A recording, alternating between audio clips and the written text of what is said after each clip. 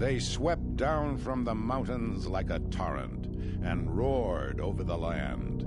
Half man they seemed, half beast. As wild as the hills they emerged from.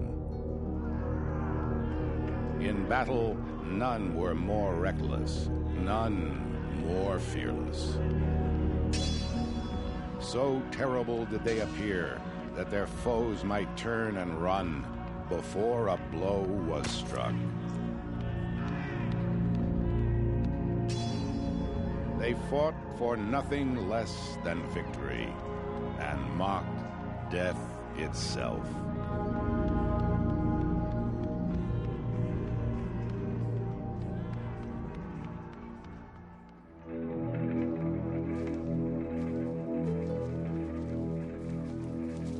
"390 BC, a Celtic army marches to battle. A hunger for land, a craving for booty, pushes them on mile after mile.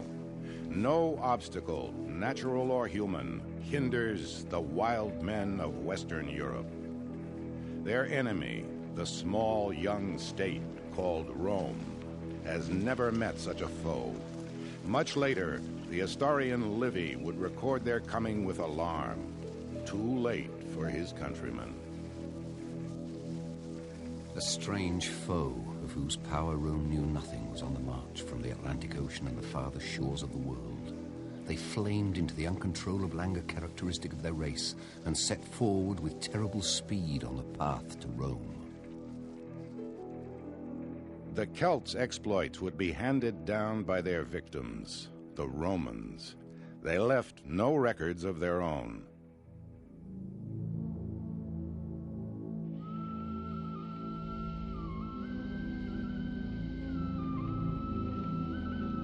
Of their lives before, little is known. But by the 4th century BC, Europe was covered by a mosaic of Celtic tribes.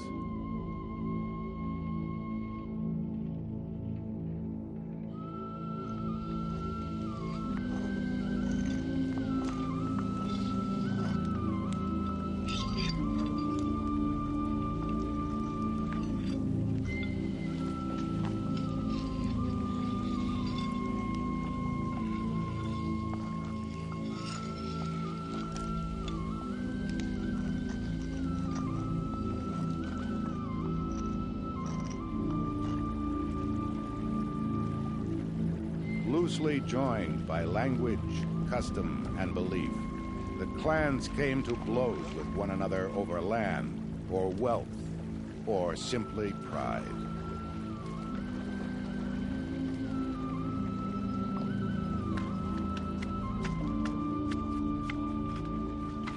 Throughout the countryside, poor families tilled the soil on behalf of a nobleman. In return for a share of their harvest, they received the protection of his sword.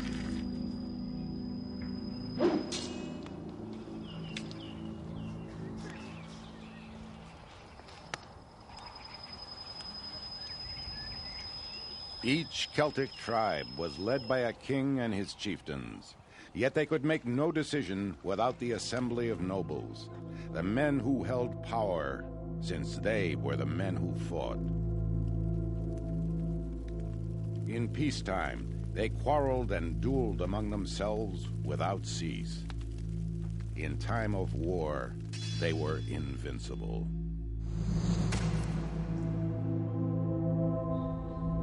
At the end of the 4th century BC, a group of such men was called upon to gather their goods and their families and head south to Italy. There they would make new homes.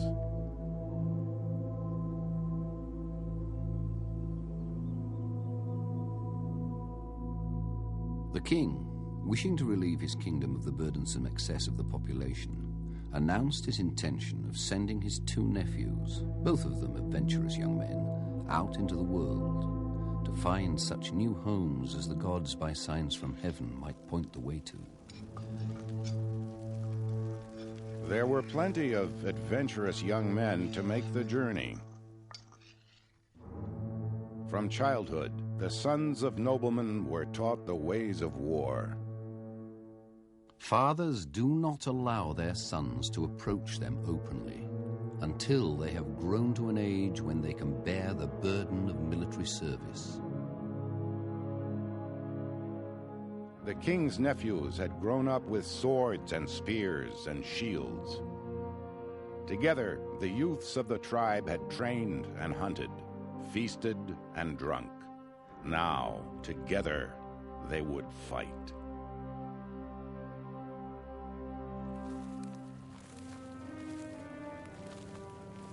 They set out with a vast host, some mounted, some on foot, and reached the foot of the Alps. Those sky peaks into another world. These they crossed. They defeated the Etruscans and founded the town of Mediolanum. Mediolanum, later to be called Milan, was one of many settlements carved out of the land of the Etruscans.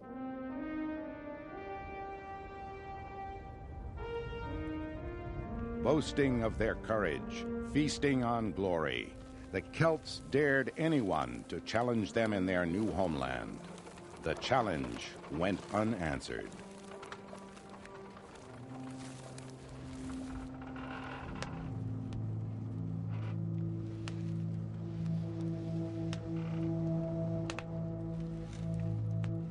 In battle, the Celts feared no man. They trembled only before their gods. A superstitious people, tribes followed their own deities. Though Lu, god of the sun, was worshipped by all.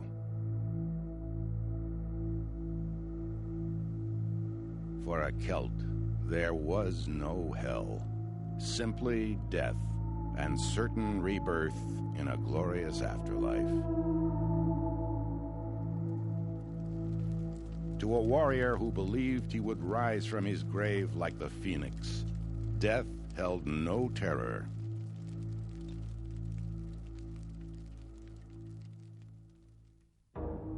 The unfortunate Etruscans, fearful of their own mortality at the hands of the Celts, sought help from a neighbor to the south, a small city-state named Rome.